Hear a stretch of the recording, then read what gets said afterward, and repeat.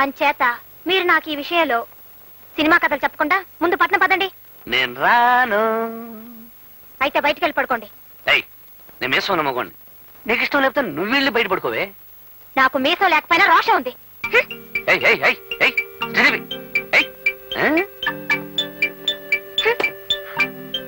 ఏమిటక్క నువ్వు బయటకు వచ్చేసావా? ఏం చేసేది, ఆ బండ మనిషి మొండితనం మార్చలేకపోతున్నాను. మీ మరిది గారు అంతే, కొరకరాని కొయ్య.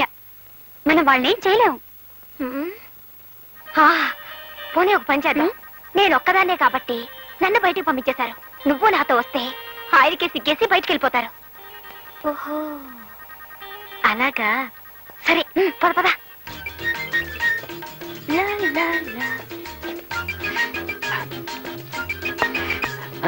ఏమిటి వచ్చారు?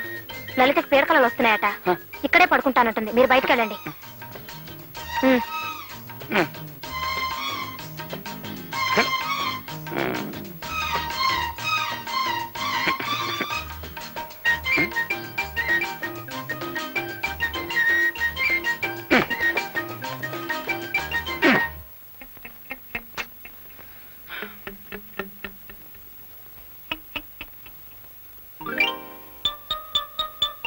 లలితాంబ, ఇక్కడ పడుకున్నావా?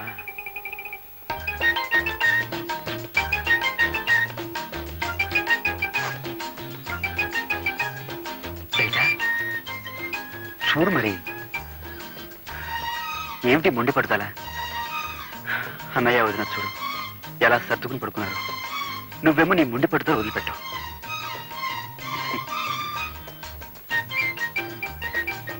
చూడు లలిత, యవ్వనం దాడిపోతే తిరిగి రాదు. ఈ వయసులోనే మనం 12 బిడ్డల కంటే వాడిని చూసుకుంటూ హాయిగా కాలం గడపచ్చు. చిచ్చరి పుచ్చి, చక్క చిచ్చి, చిచ్చరి పుచ్చి.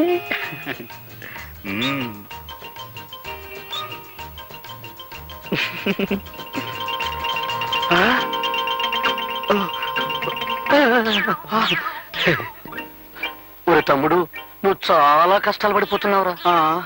నువ్వు మాత్రం సుఖపడిపోతావేంటి? నీ అంత కాదనుకో. ఒరే, మన బతుకులు పాండవనవాసం అయిపోయాయిరా. వాళ్ళే నయవరా అన్నయ్య. అరణ్యవాసానికి వెళ్తూ వెళ్తూ భార్యను కూడా వెంట తీసుకుపోయారు. అయితే మనం ఇప్పుడు ఏం చేద్దాంరా?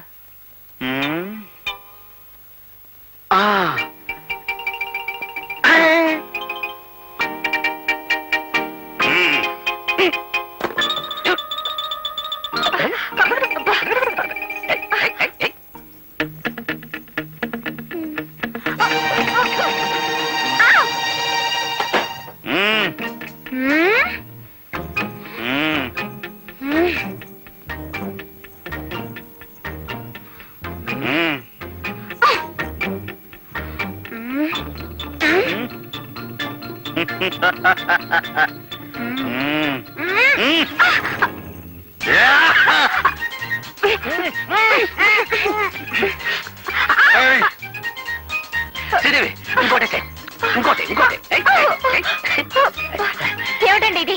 నాకు ఇష్టం లేదని చెప్తున్నారా? నీకు ఇష్టం లేకపోతే నాకు ఇష్టమే.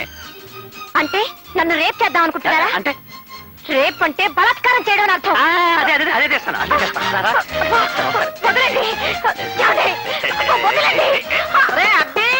ఏం గోరమ్మా ఇది? గోపి, గోపి, తలుపులు వేయండి రా. అర్ధరాత్రి పూట మధ్యలో తెరవని ఏంట్రా ఇది? చూడు బామ్మ, ఈ నన్ను రేప్ చేస్తానంటున్నారు. ఈయన అదే చేయబోతున్నారు బామ్మ. రేపా? రేపంటే ఏమిట్రా? రేపంటే ప్రేమించుకోవడం బామ్మ. ప్రేమించుకోవడమా? అదే బామ్మ. రేపంటే ప్రేమించుకోవటమా? పెళ్లి చేసుకుంది ప్రేమించుకోవటానికి కాకపోతే దేనికి? మీ తాతగారు బ్రతుకున్న రోజుల్లో అదంతా ఇప్పుడు ఎందుకు? వెళ్ళండి.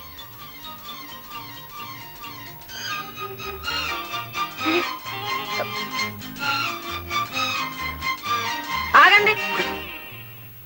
ఒరే, ఇవాళ ఏం వారం? శుక్రవారం కాదు?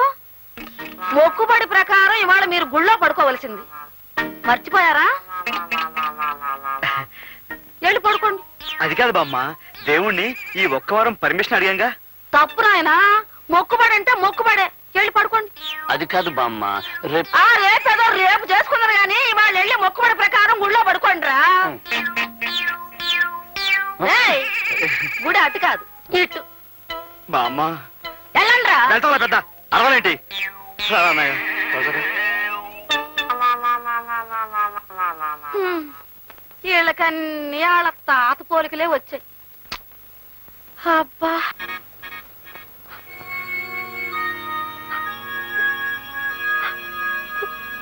ఏమే మీకు మీకు గొడవలు వస్తే నాతో చెప్పి ఆడవాలి గాని మీ ఇష్టం వచ్చినట్టు మీరు ఏడ్చి వాళ్ళని కూడా ఏడిపిస్తారా? మీకు వినిపించాలని గట్టిగా ఏడ్చాం బామ్మగారు. మా ఏడుపు వినపడకుండా పాడు జీవితం ఎవ్వను 3 నాళ్ళు ముచ్చట అని ఆ రికార్డు పెట్టేసేవారు బామ్మ. ఏమిటేమిటి పాడు జీవితం ఎవ్వను 3 నాళ్ల ముచ్చట? ఆహా, ఏం తత్వం, ఏం తత్వం.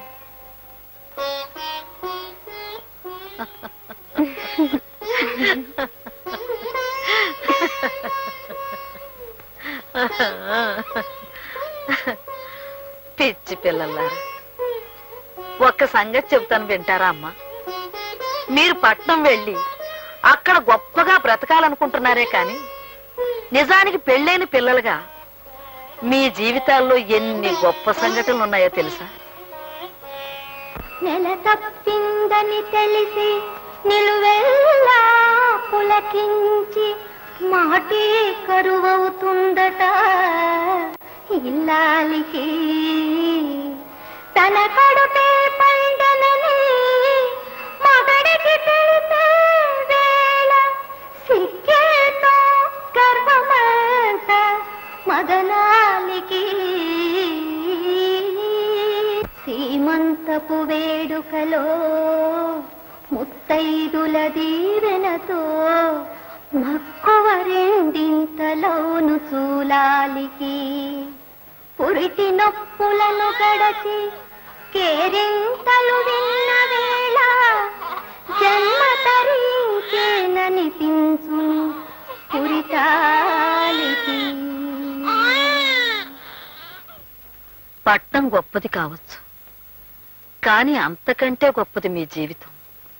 ఒక్కసారి ఆలోచించండి.